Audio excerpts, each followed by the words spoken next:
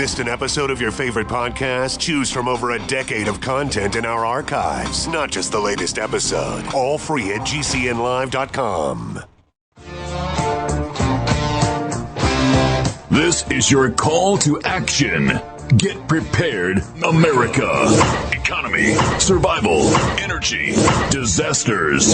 This is USAPrepares.com. Informative radio, educational radio. Interact now by emailing instructor@USAPrepares.com or text at 434-390-7953. Class, please take your seats. Now, your instructor, Vincent Finelli. Everyone all set, cocked, locked. Here we go. Your dial set correctly to USA Prepares. We're delighted you're with us today. And we broadcast 2 hours from high atop the Missouri Ozark Mountains. If you'd like to give us a call, we've got lines available, and we'll pay for the call. 866-582-9933. 866-582-9933. And if they ever get that listen line stable, I'll give you that number as well. But right now, I'm not confident it's stable, so we'll omit giving you that number. Blake is engineering the broadcast in Minnesota. Blake, thank you very much for being side by side here at USA Prepares. Gwyneth Isaacs is live in Australia. Welcome, Gwyneth. Hello, Vincent. How are you this morning?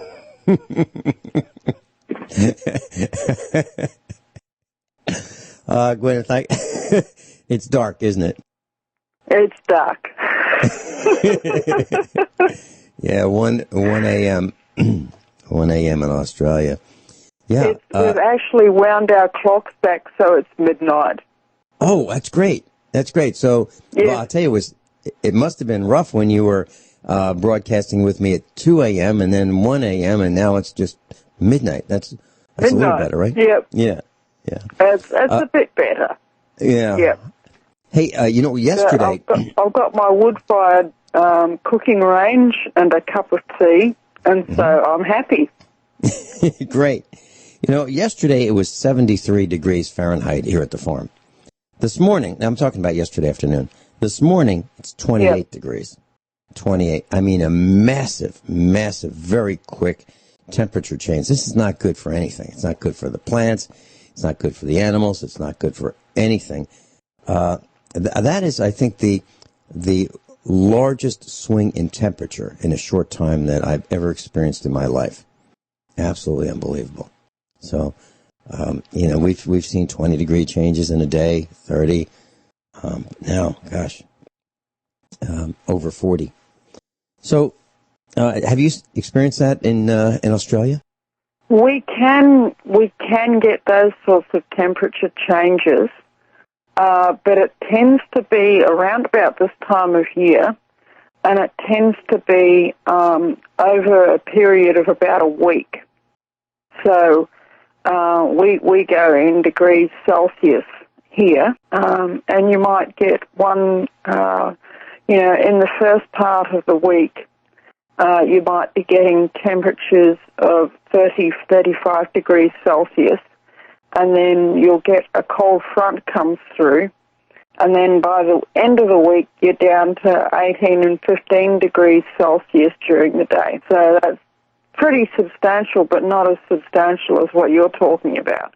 Yeah. So pretty significant temperature change. Well, you wanted to talk about some really interesting things. Survival, being a single mom in a Mad Max world. I want to talk about those things, and wow, pretty frightening for many. So maybe we should have a warning for this broadcast that this is a serious business that we're talking about. If people want to appreciate what a Mad Max world might be like, there's parts of it that are going to be graphic, okay? Parts of it that are going to be mature content. So you've been warned. if you're somebody who can't, We're not talking about nudity. We're not talking about nudity, and we're not talking about profanity. What we're talking about is reality. Which is life. Yeah, in this sort of world, what you're going back to is very much a dog-eat-dog kind of society in a bunch of different ways. But, you know, as far as I'm concerned, this is definitely a strong possibility of how it could play out, at least around here. So we're going to go into a bit of the background. I sent in the email. I did some research earlier on this week into, you know, when George Miller was writing the script and when he was going into the direction of how he should put together the very first Mad Max movie, of who he was and the reasons why he did what he did in that film. And by the first Mad Max movie, I'm not talking about the one that Americans often think is the first movie. Okay. There was a Mad Max movie that was released in 1979. But it was generally only released in Australia initially. But you can get it out there. It's on YouTube. You can go and watch it for, however many dollars, 99 it is in US dollars, probably $2.99 US, or however much it is. And you can go and watch it. But it is R-rated, and it's R-rated for a good reason. But how Archie, that was my husband, he was a seer. He was somebody, he had the baptism with the Holy Spirit, and God used to show him things that were going to happen. And he would tell everybody who was around him, this is going to happen, and that will happen, and then that will happen. And sure enough, the sequence of events, no matter how unlikely it would happen. And before he died, which was almost 15 years ago, he's had a sequence of events of things that would happen just before the Messiah came. Okay, so that's just before the return of Jesus Christ. And you can believe that or not, but we're talking about apocalypse here. And if you're talking about apocalypse, you should go and read the Apocalypse of John. Okay, because that's the original description of apocalypse. That's where you get the word from. And it's all about the return of Jesus Christ and the events leading up to it. How he saw things unfolding was a Mad Max world. And beginning with the first Mad Max movie is basically a group, outlaw motorcycle gangs begin to take over the highways, is basically the plot of the film. And, they're so devastating to the Australian economy that what remains of the Australian government after some unspecified emergency, is put into setting up a select group of, very highly armed, very, that they're given very, very fast, good cars, namely Ford Falcons with turbochargers. I don't think you have Ford Falcons in the United States, do you? Well, we used to. We used to back in the 1960s, probably 1960 through maybe 64. We had Ford Falcons, but they typically had small six-cylinder engines, like 170 cubic inches and 200 cubic inches. Yeah. And by the way, that was the platform for the Ford Mustang. Ford Mustang is really a rebodied Ford Falcon. Yeah, well, they were still making Ford Falcons in Australia up until a few years ago and selling them, and people were buying them. The Aussies really, really love the Ford Falcon. Okay, it's one of the biggest selling cars here. And even on the second-hand car market, they're still very much in demand. Anyway, the original Mad Max vehicle, Mad Max is a movie that's famous for its vehicles. The original Mad Max vehicle was a souped-up, turbocharged Ford Falcon, 1970s Australian-built Ford Falcon. And, basically, Max gets this turbocharged vehicle as a police car. He is a policeman, and it's his job to go and shut down these gangs, and he goes around the highways basically wiping them out by, basically running them over in the movie. And like I said, it descends into what's called, in the movie, road wars. And that's where you get the term road warrior in the Mad Max movies. And, you would have to watch all the movies, all four of them, really, to get the idea of how things end up playing out. Because,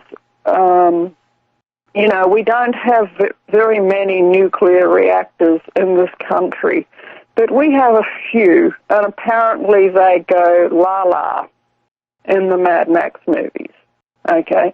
There's a few which might be in and around Sydney and Canberra, for instance, okay?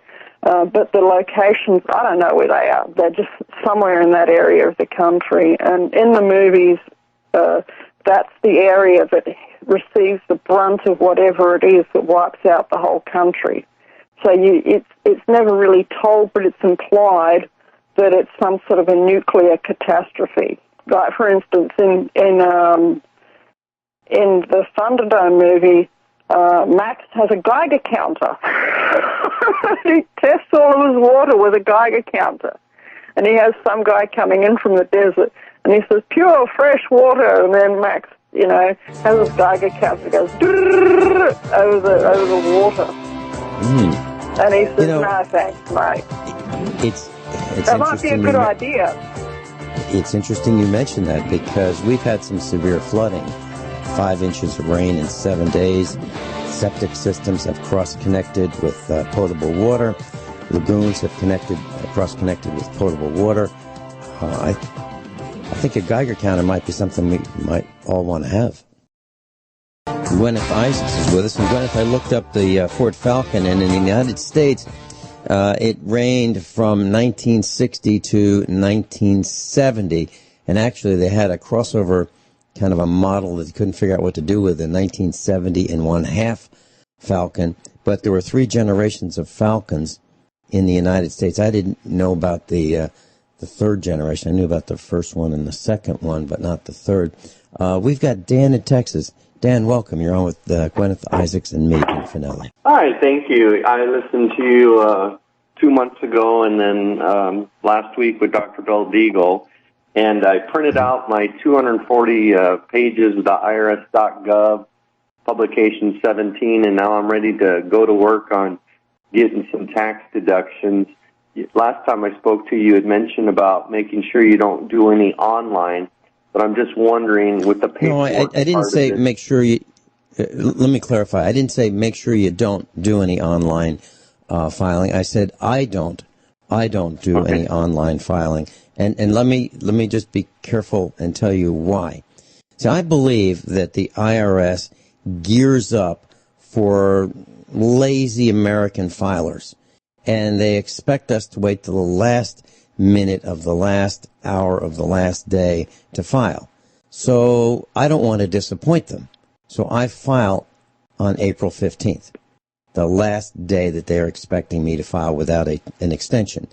So the reason I do that is I want to be right in that great big pile of tax returns with everybody else. Okay. So when I do continue with your question, please. Okay, and I apologize for misquoting you on that, but I've done that in the past where I would use one of these companies and then manually print it out and then send it. Is there like paperwork that you recommend that we do, and then I'll just, of course, do it manually that way, but not do it electronically? I'm not sure I understand the question.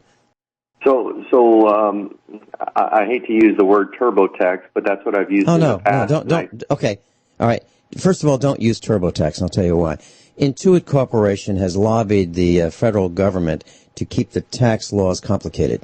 Okay, why? Because if they keep the tax laws complicated, and if they keep changing the tax laws every year, that means TurboTax comes out with a new and improved version for that year and that year only, and it's disposable software.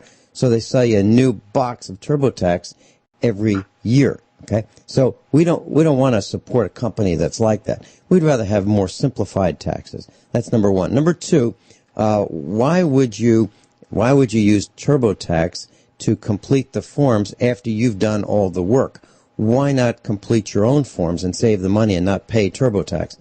That's another point. And the third point is sometimes TurboTax, sometimes I don't have the forms that the IRS wants me to have. And what I'll do is I'll make them up.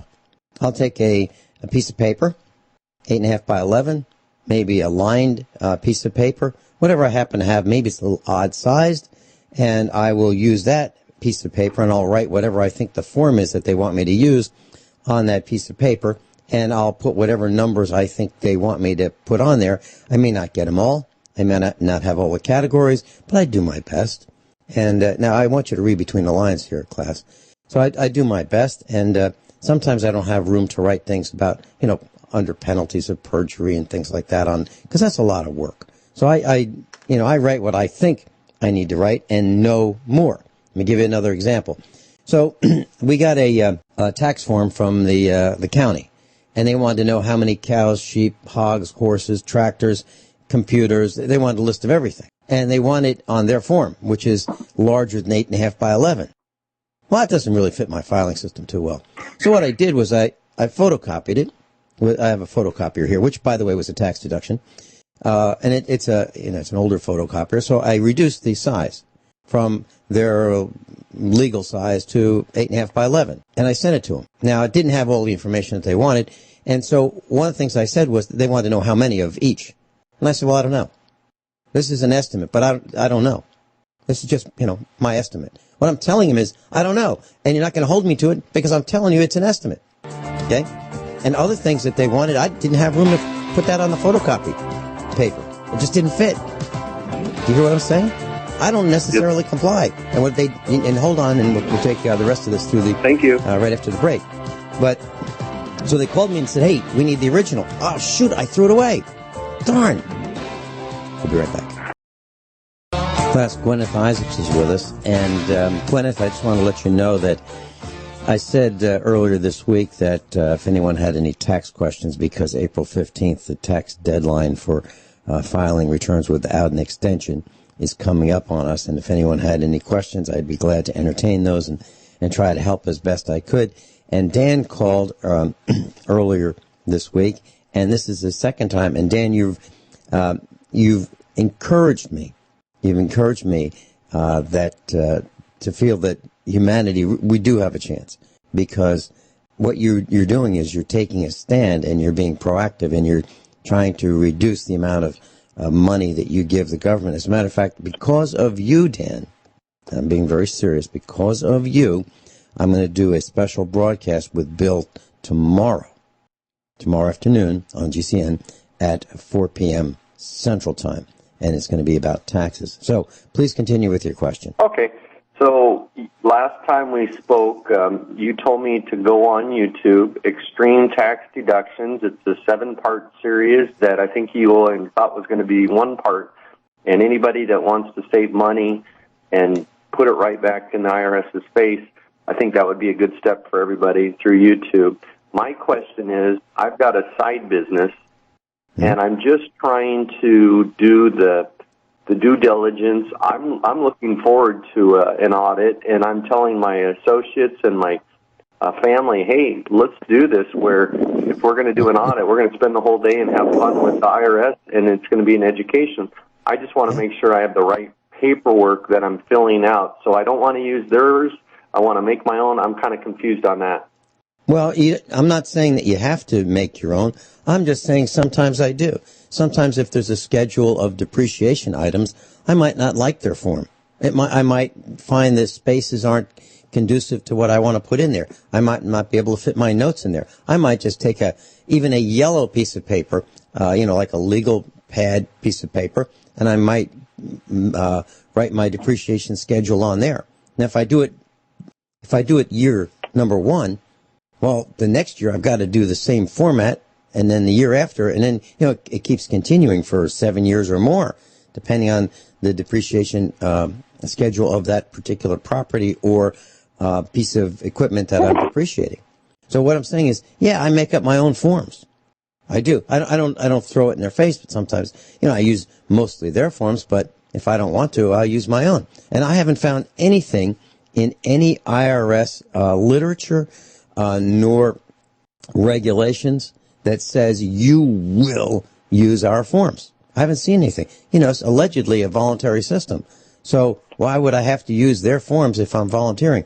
I'm looking at a form that I filled out last couple of days, and on the bottom it says, I do solemnly swear or affirm that the foregoing list contains true and correct statement of all tangible personal property made taxable by the laws of the state of Missouri, which I owned or which I had under my charge or management on the first day of January. I further solemnly swear or affirm that I have not sent or taken or caused to be sent or taken any property out of the state to avoid taxation. So help me God. And that was with a capital G when they wrote God. Well, I'm not going to do that.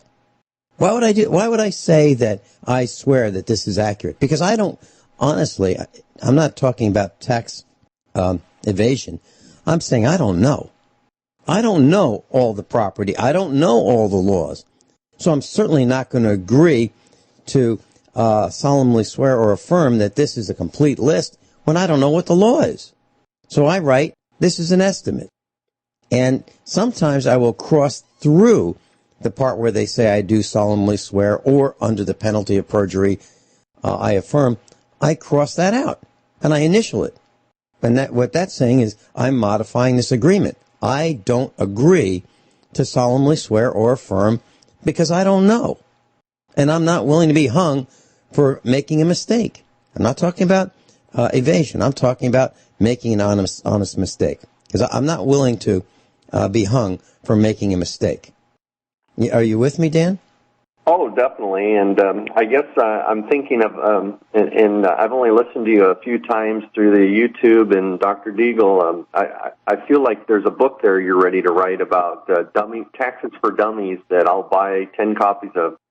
Well, actually, I was thinking about doing a different book. Slightly different. And that book is, and I'm really toying with this idea. I'm walking around with a little notebook, one of these little pocket notebooks, and I'm writing down things as I do them. And it would be like life the way Vinny does it. And it's everything. It's not just taxes. It's a lot of saying no. I just say no a lot.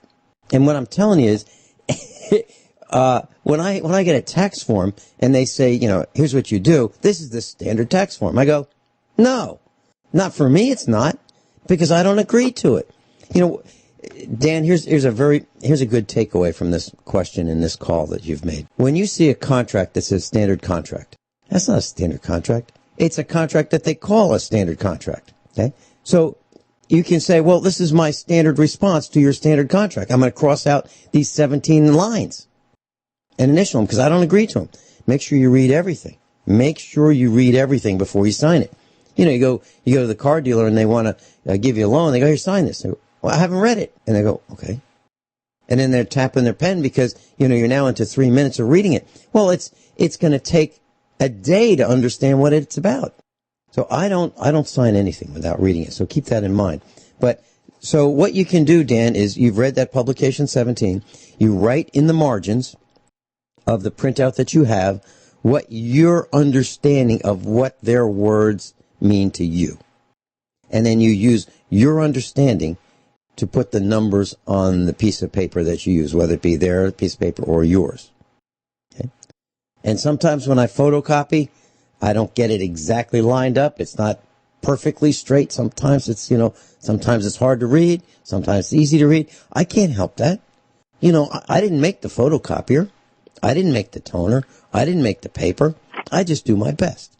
Right. Do you recommend, I recommend everybody get another toner, because when you print out those 240 plus IRS.gov publication 17, do you recommend I print out 334 and 535 publication? Print out whatever is applicable, and you don't have to print it all. Just print out those pages that you think are applicable. Now, for the rest of it, what you can do is you can save that file as a PDF, on your computer. And one of the things that I have is I have a spare hard drive or hard drives. I don't want to be too specific on the air of exactly how I do this, but I have storage media that I store PDFs on that are probably somewhat EMP proof. So if I ever have to get back to it, I can. So I would say print out whatever you think is necessary and then write your notes on what you believe it means, because you have a 3-year window when they can come invite you to spend the day with them or spend some time with them, and for the audit. And I think that's really cool that you want to bring your entire family. And I was not kidding about that. The next audit that we're invited to, I'm going to bring not only family but friends and camera and recording equipment. I'm going to make a video out of it.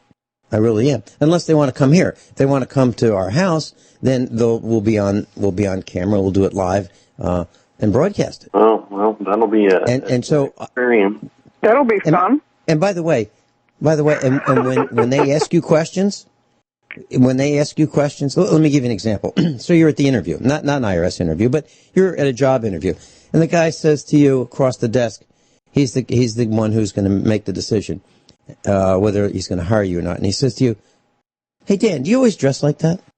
Now you can say, "Well, you can kind of adjust your tie," and you can go, "Well, yeah," or you can say, "Hey, that's a really interesting question. What makes you ask?" Now the reason I mention that is because when the IRS auditor says to you, he asks you a question, he's expecting you to be subservient and answer his question. I'm saying you don't necessarily have to answer that question. You might come up with your own question. Like where in the in tax code does it say that? Because I'm here to learn. Thanks for inviting me to spend the day with you, because this is great. I've got my notebook and I'm going to be taking notes so that if I made any mistakes, I won't be inclined to repeat them again. So can you show me the code and we'll read it together? That's how I would approach, a lot of this. Okay. Well, why are you asking for that? Did I discourage you or encourage you? Yeah, I think I've got some work to do and, due diligence. But if I was doing this all 2017, this would be a no-brainer. And then my final question before I get ready for my JOB is with getting family members on board, I know you can either file together or separately. Is it an uphill battle if your significant other's not on board? Oh, you got to get your significant other on board. That's something you have to do. You have to talk about it, and you can say, well, we can work harder. We can put more hours in. We can get overtime or, whatever the equivalent of that is. Or we can not throw money away. We cannot give it away. Because if we earn $1, gross, we probably end up with 50 cents net. Why not save some of that by not giving it away to the other team? Let's keep more of it. And here's how we do it. And we do it by planning. And here's the planning book. This is called Publication 17. This is what they're going to do to us if we choose to voluntarily give them money, because if we don't volunteer, they're going to arrest us. So here's the playbook. Here's how it works. And you sit down and you talk about it. And that's what I did decades ago with Mrs. Finelli. I explained how it all worked based on my understanding. And then when we go to the audit, we were on the same page. The auditor can't ask me a question and ask Mrs. Finelli a question and get two different answers.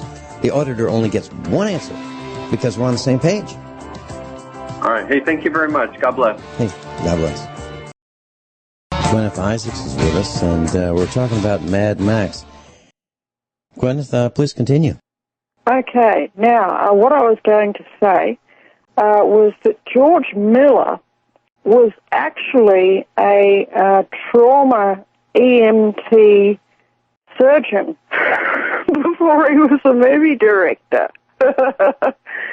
And he was in a Sydney hospital with an emergency department, and he had to put people back together when they would come in with various injuries.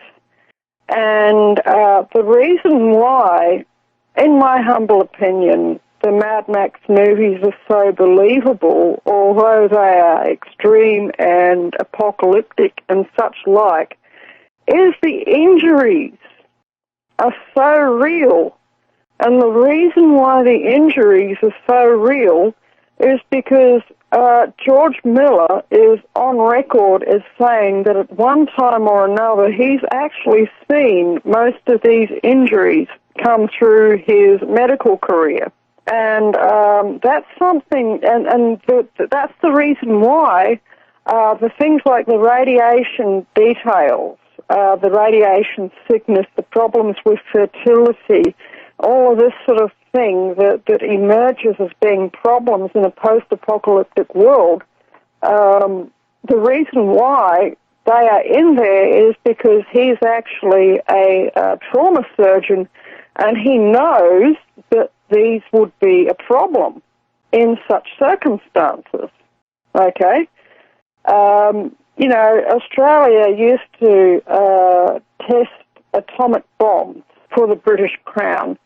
That's no big secret anymore. Okay, that was, I'm not saying anything classified here because that information was released a number of years ago by a whistleblower. So I'm not saying anything that's not out there in the public domain anyway. And you get large sections of the Australian interior are sealed off, and the reason why they're sealed off is because of nuclear contamination, because of open-air atomic bomb testing. Okay? This is the background to the Mad Max movies. And so, you know, you see this, you think, wow, that's pretty extreme. And, you know, there's a reason why this series of films generally has an R rating. Primarily, it's because of the injuries that are depicted in the films. But these injuries actually happened to people even in ordinary life, even back in the 1970s, even without there being any apocalypse. These injuries were actually happening to people. And there are things like gunshot wounds, people losing arms and legs, people having limbs chopped off with axes. It's all depicted in these films. And he said he put them in there because he actually saw them coming through the emergency department in this particular Sydney hospital where he was working as a trauma surgeon. And he had to put these people back together. And that was just an ordinary life, and that's why we said that this deals with graphic content. You'd better make sure that you're not going to have a trauma department. You know, I think it's probably going to be when anything apocalyptic happens, the trauma departments are probably going to shut down. Certainly, that's happened in Venezuela. There's no point in going to the hospital. They don't have any medical supplies there. There's no antibiotics. So you'd better, start taking some lessons from somebody like Marjorie Wildcraft or somebody similar and learn some emergency first aid because you're going to need it. And if there's one plant that I recommend everybody grows in their garden, it's called comfrey. Okay? It can heal broken bones, it can staunch bleeding, stop bleeding, heal severe bruising. It's an absolutely amazing herb, and we have it growing here all the time. That's sage advice. Grow comfrey. Yep. And we're going to make sure we continue growing it here at the farm. Guineith and I will be right back after these few short commercial announcements and top of the hour news. Guineith is in Australia. We'll be back. Everyone all set? Cocked? Locked? Hour number 2 of USA Prepares. Guineith Isaacs is with us, and we've been talking about Mad Max. And Guineith, I want to share a little story with you. So, Yep. last couple of days I've been trying to paint the dining room, which is becoming the new studio here at the farmhouse. Yep. And the reason I'm telling you this is I've been spackling and sanding and taping, and I made some molding so I could put up what we're calling picture rail, which is something from like the 1890s.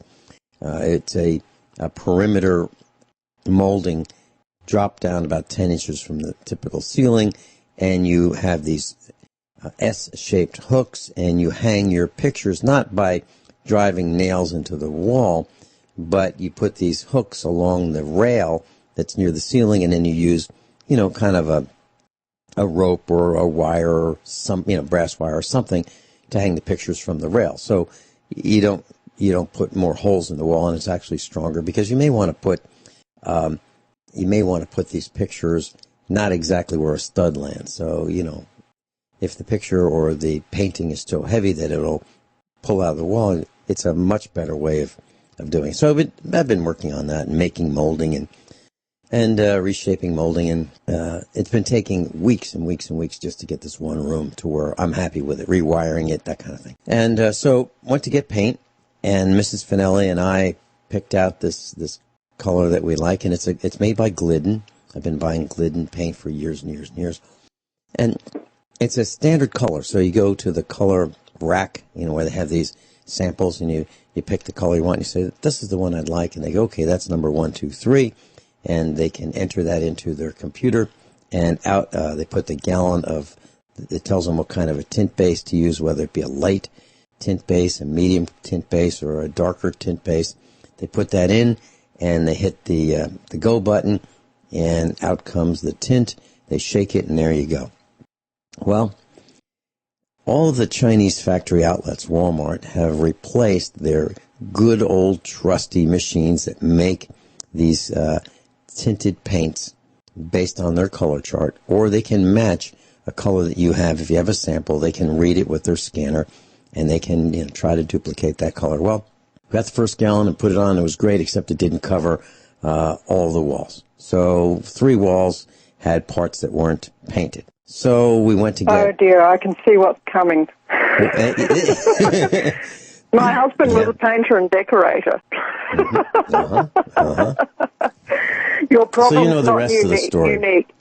Yeah, so you know the rest of the story. So what? So we called the... now this, first of all, the first... we'll call it Walmart number 1. Walmart number 1, our son stopped to pick up this paint, and we said, okay, here's exactly what we need. Here's the swatch. So he stopped off there, and he went to get it. And they said, okay, yeah. Oh, you know what? Our machine's broken, and we don't know when it's going to be fixed. So he came home, and so Mrs. Finelli and I went to a different Walmart, about 50 miles away, round trip. And we got the paint, and we applied it, and everything was good. Color was right, and we needed more. Another gallon would, more than suffice.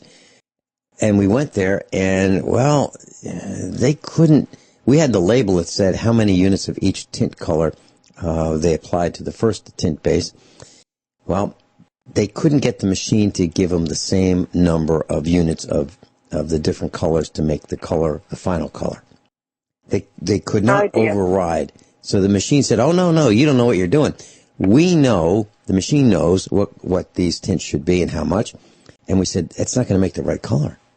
Well, sure enough, took 3 guys, and they worked on it for at least a half an hour. Worked on it.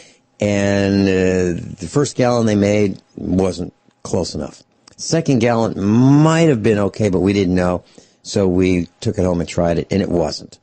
Okay, so now we're looking at painting the whole room again. Now we've got scaffolding up. We've got a ladder on scaffolding. This is a real pain. So we went to another. Well, I called Glidden and I said, "Hey, the guys at Walmart don't know how to use your new machine. What can I tell them so that they can override the computer control?" We don't know. You don't know. Why? Why don't you know? Well, because They don't know. Glidden, 800 Glidden, they don't know. And the reason they don't know is they said, well, see, we just make the paint and we make the tint.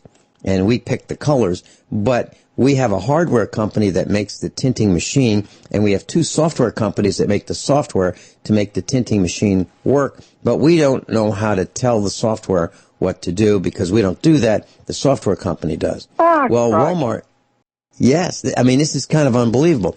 And what I'm saying, I'm talking about supply chain problems, class. This is just paint. I mean, it's not life or death. This is just paint. Well, we're gonna experience more of these computer type problems in the future.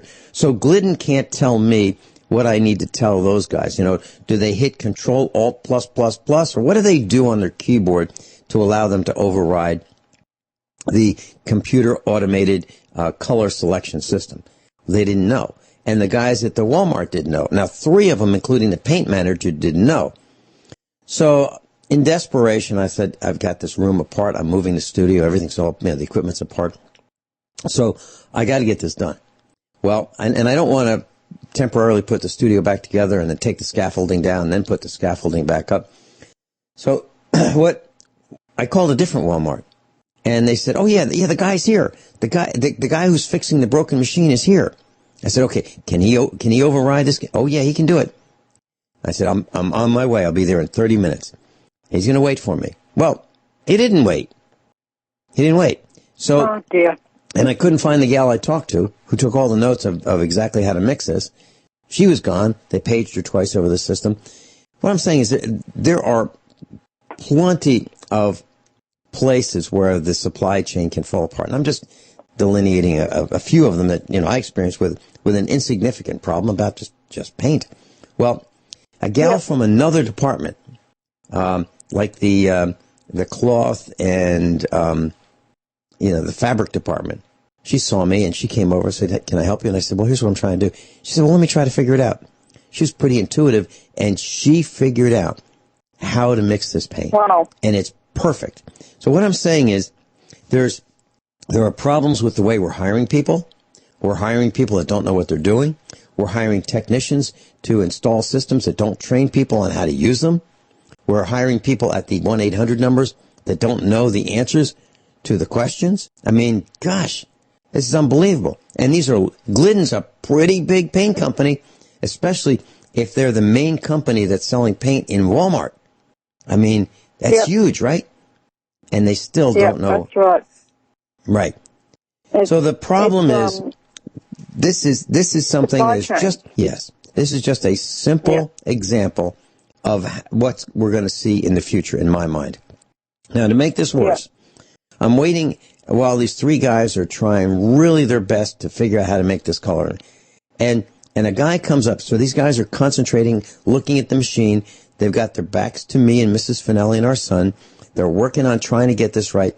A guy comes by with his cart at Walmart and he goes, hey, where's the super glue? Now, he didn't say, he didn't wait for, he didn't wait for someone to, see that he was there so he could ask his question. He wasn't polite. He was only interested in where the super glue was. So he yells it out. Now, he thinks he's the only guy on the planet, right? He's the only guy. No one else matters. A couple minutes later, another guy with his car. Now, I'm talking about people who are middle-aged. I'm not talking about millennials who haven't been raised, by their parents to pay attention. I'm talking about people who should know better. Next guy comes by with his cart. He goes, hey, where are those fireplace logs? Now, those are 2 not important things, right? Fireplace logs and super glue. Well, neither one of these guys was concerned about maybe the guys were busy, concentrating, trying to do something. That's the kind of thing that's happening. Combine that with when I'm on the road here in the middle of nowhere, there's no way I can drive from the farm to Springfield, Missouri without being cut off on the way out to Springfield and on the way back.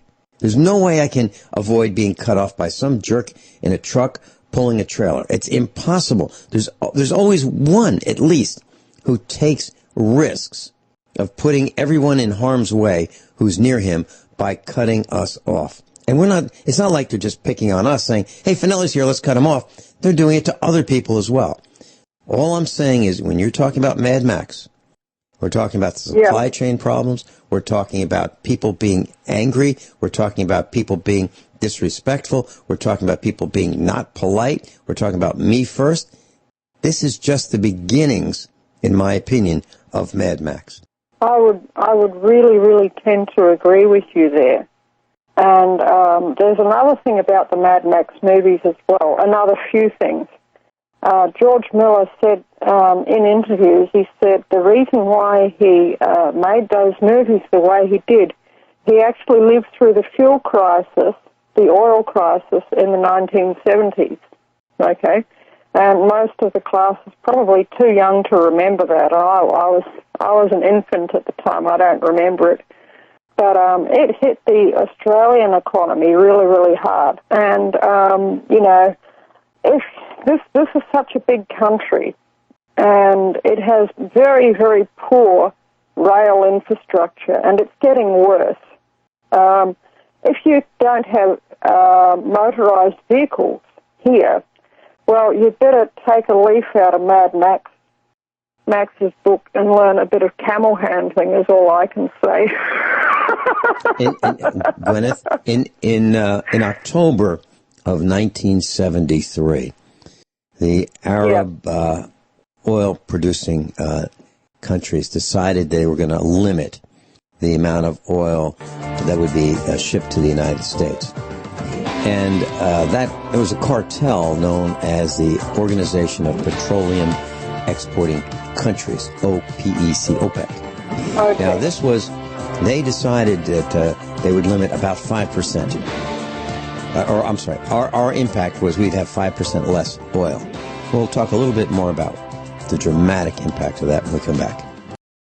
The Arab oil embargo and the relationship to Mad Max and shortages and supply chain disruptions. And I lived through the Arab oil embargo. And here's what I remember. I remember seeing signs that said no gas, 10-gallon limit of gasoline per customer. Now, these were the days, and we're talking about the 1970s, where the average fuel miles per gallon of these large American cars, Ford, Chevy, Chrysler vehicles, it's about 10 to 12, maybe 14 miles per gallon. So 10 gallons of gas would get you, 120 miles if you ran your tank to empty and pushed it, to the curb. The next thing that happened is speed limits across the United States on the interstates and other places were reduced. Speed limits were as high as 70 miles an hour. They were brought down to 55 miles an hour to conserve fuel because the aerodynamic drag of these vehicles at 70 miles an hour was greater, significantly greater at 70 miles per hour than at 55. So slowing down to 55 saved the nation fuel. So you saw these signs that said no gas, sorry, no gas, pumps closed, empty, no gas today. And then you saw limits, 3 gallons. You'd see signs that say $1. You could buy $1 worth of fuel. Then you'd see signs that say no limit, not cheap. No limit, not cheap. So you could buy gas, but it cost twice as much as it did the day before. Twice as much. That's the kind of stuff that was going on. Also, the lines to get gasoline, the lines would be 100 cars long. 100 cars long. And it would start at 4 o'clock in the morning when it was dark. People would get there at 4 o'clock in the morning so that they could avoid some of the line for when the gas stations opened at 8 o'clock or 9 o'clock, sometimes 7 o'clock. Other things that happen is that some of these innovative gas station owners would say, you know what, we're closed for the rest of the day because we pump gas from 8 o'clock in the morning to 9 o'clock in the morning, 1 hour. That's it. That's all we're going to do.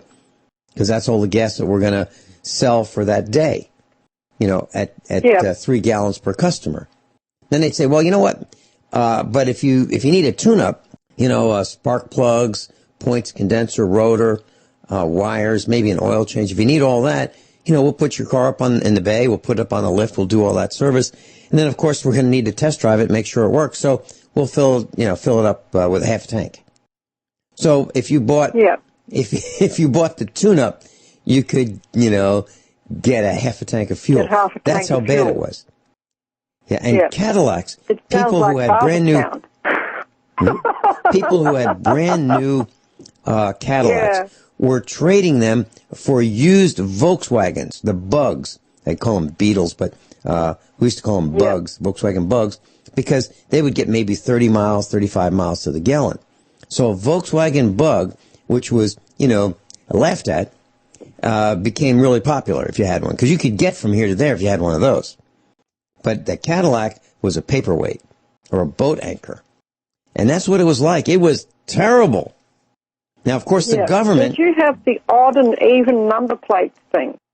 Yes, we did. Where if it was Monday, Tuesday, or Thursday, or whatever, and you had an odd number plate, you could buy fuel on those days. And if it was Friday, Saturday, or whatever, then if you had an even number plate, you could buy fuel on those dates.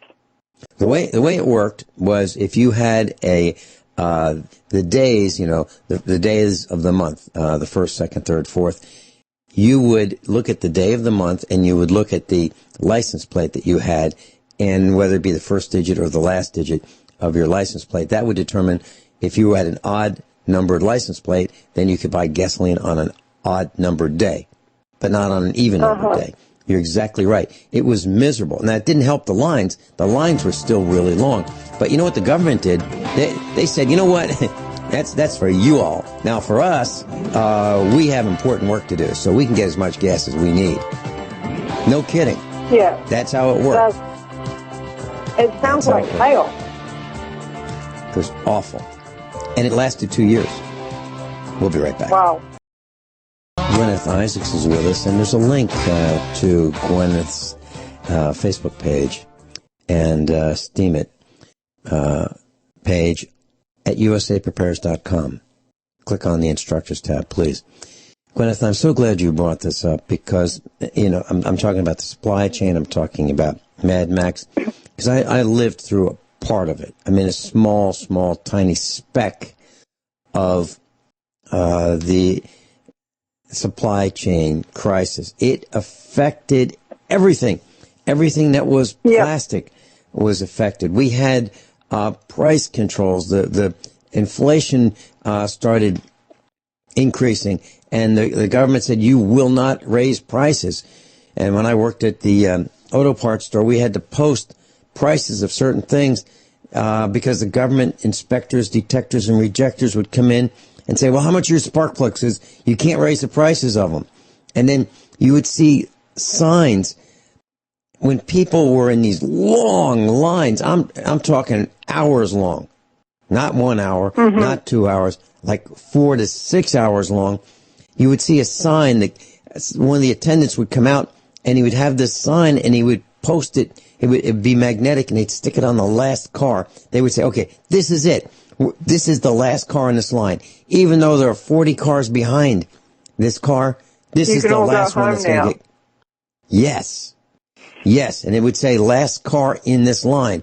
There were some people had some humor, and for the prices, they would post, 33.9 cents per gallon, on the sign. And it would say, and for humor, they'd say gasoline. The price for unleaded is arm. The price for premium is leg. So it costs an arm and a leg. You would see signs at restaurants. And here's one I found on the internet. It's kind of neat.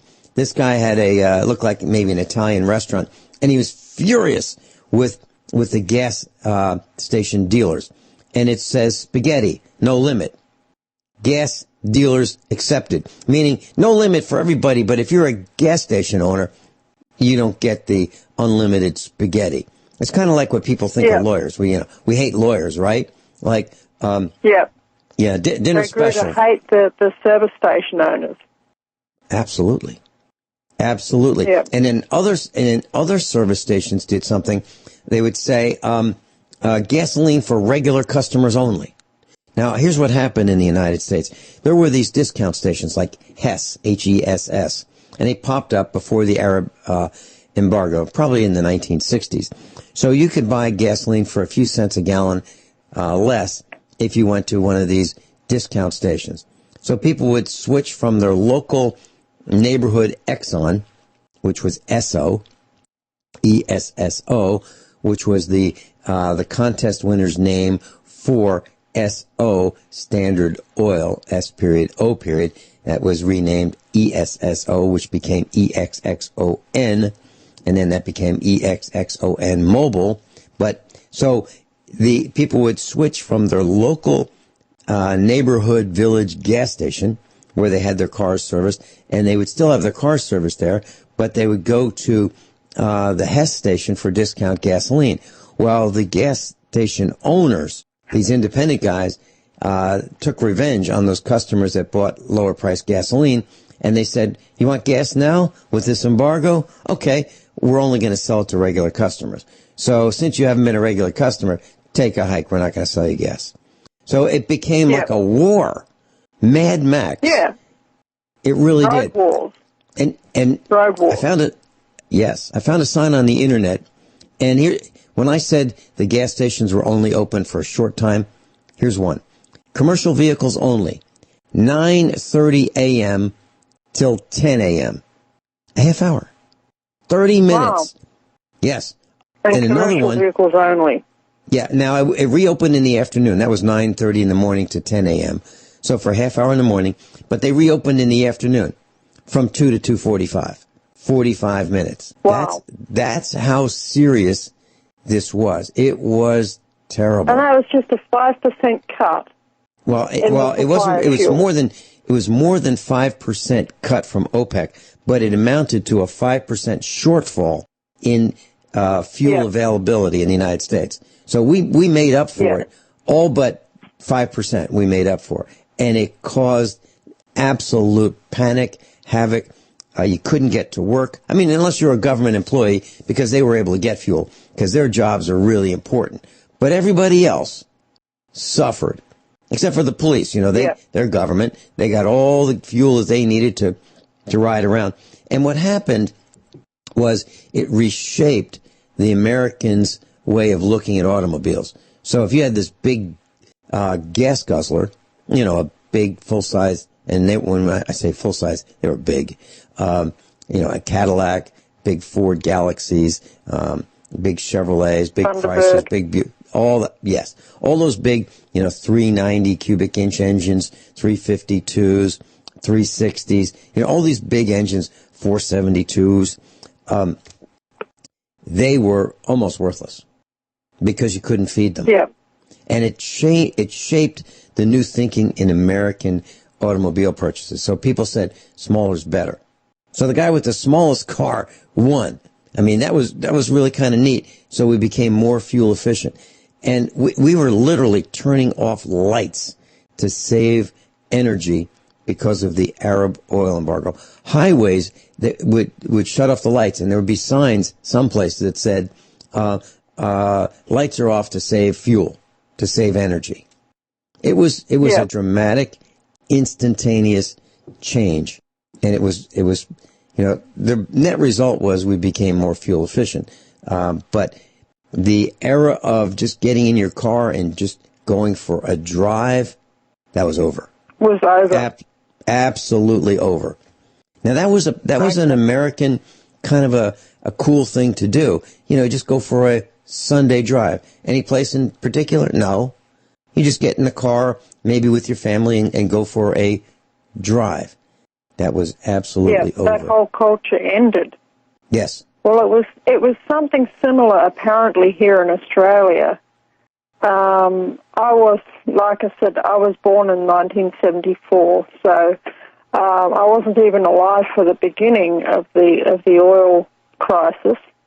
But the important thing for people to remember is this has actually happened within living memory. This actually happened. There's people there that remember this. Mm-hmm. Yeah. And, you know, you've got to realize that this is the background behind the Mad Max movies and the way that they unfolded like they unfolded.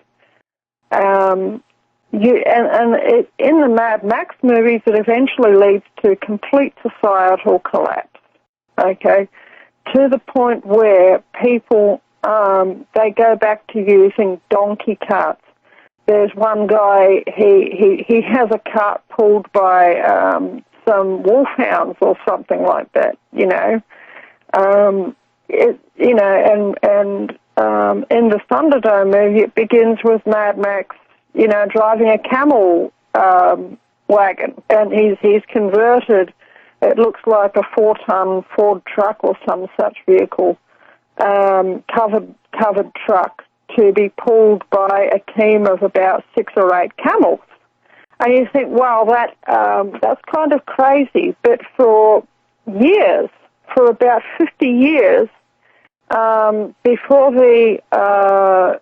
before 18-wheelers became common, between Perth and Geraldton in Western Australia, there were only 2 ways to get freight from southern Australia to northern Australia along the west coast.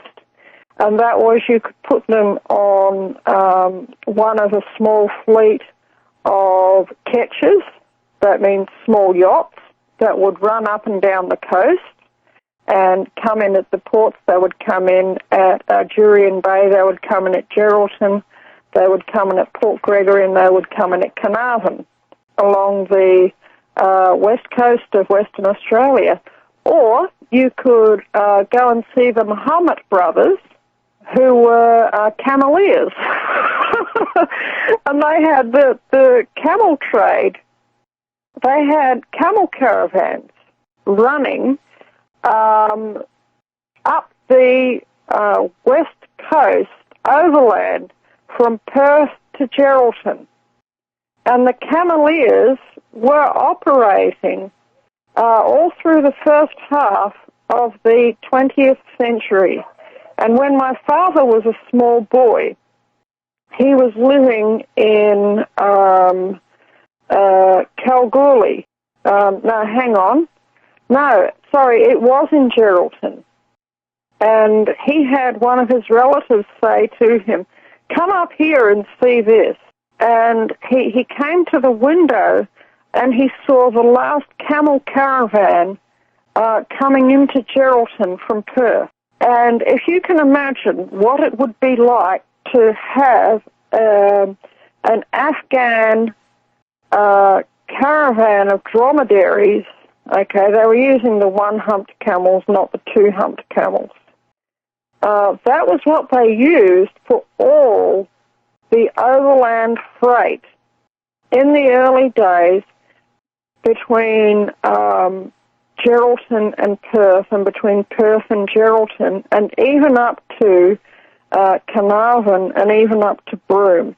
So we're talking about a camel route of the magnitude of about 3,000 kilometres.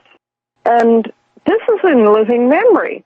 There are very, very old people who are still alive today who actually remember the last of the camel caravan. And, you know, you think, well, how did people do it before 18-wheelers were invented? That's how people did it in Australia before 18-wheelers were invented.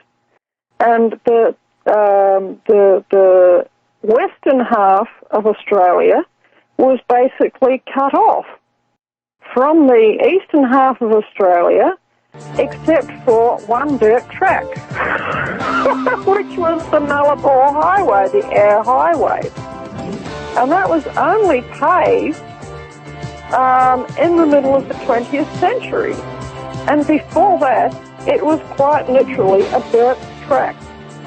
We'll talk a little bit more about this when we come back. We'll be right back. And we're talking about the Arab oil embargo. Guineith was 1 when she lived through 1 year of it. She was 1 year old at the time. I was a little older. And there were some new products that popped up as a result of the Arab oil embargo. And one of them was a locking gas cap. Because prior to that, you didn't need to have a lock on your gas cap. Yeah. siphoning. People would siphon gasoline out of parked vehicles. So if you had a vehicle in your driveway, or if you had your vehicle in your garage and you had the garage door open, people might go into your garage or to your driveway with their 5-gallon gas can and a hose and siphon gasoline out. Now, in addition to that, if they saw a gas can in your garage, they would just go and take the whole gas can and leave. And another thing that we saw was lawns. Lawns were getting taller and taller and taller because nobody in his right mind people didn't want to mow them. They couldn't mow them because they couldn't get gas to run the lawnmower. That's exactly right. They couldn't get the gasoline to run the lawnmower. And what are we talking about, class? You know, these push mowers back in the 1970s, they held a quart of gasoline, and we didn't have that. So lawns got tall, and it's even worse than that. Cars would run out of fuel on the highways and the byways. Do you know something, Vincent? That is something that is actually happening around here, and it's a problem. People can't afford to put fuel in their car. They simply can't afford it.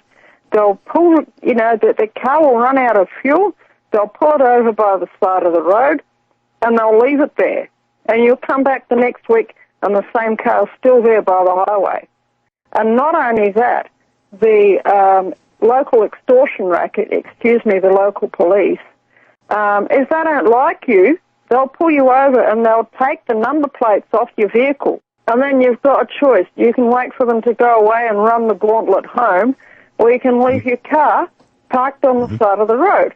And you might come back, and I kid you not, if you leave your car parked on the side of the road around here, some of the local Yahoo teenagers might decide to make a bonfire out of it on the side of the road. I kid you not. There's burnt-out cars on the side of the road around here. I've seen it. I have seen at Watkins Glen racetrack a bunch of young people set fire to a bus. I'm talking about a tour bus. For fun. And this is their idea of fun. Now, I know we're almost out of time. I have to mention the wastelanders, okay? There's actually people who are anticipating this coming, and they are into preparedness, and they are actually preparing in a very, very Mad Max fashion, borrowing ideas from the Mad Max movies in order to set themselves up for the apocalypse. Okay, these people are full-on serious, and it seems to be particularly around Arizona and New Mexico, okay, in the United States. I'm not sure if they're in Australia or not. They probably are. But you know something? Maybe that's not such a bad idea for them. And they have every year a Wastelanders meetup somewhere in Arizona for a whole weekend, where all the Wastelanders all get together, and some of them are just doing, cosplay type, what do they call them, LARPer, live action role play type people. According to some reports, about half of them are actually genuinely interested and actively preparing for the apocalypse and live like that full time. Yeah, and here's a comment. Here's a final comment that I have about today's lesson with Guineith. My parents were frugal. Why? Because they lived through the first Great Depression. Why do I live the way I live? Because I lived through things like the Arab oil embargo. And why does Guineith live the way she does? Because of her life experiences. That's why we live like this. That's why we're different. Yeah. And we're trying to teach you that the supply chain is going to fail. Guineith, thanks so much for being with us. That's the truth.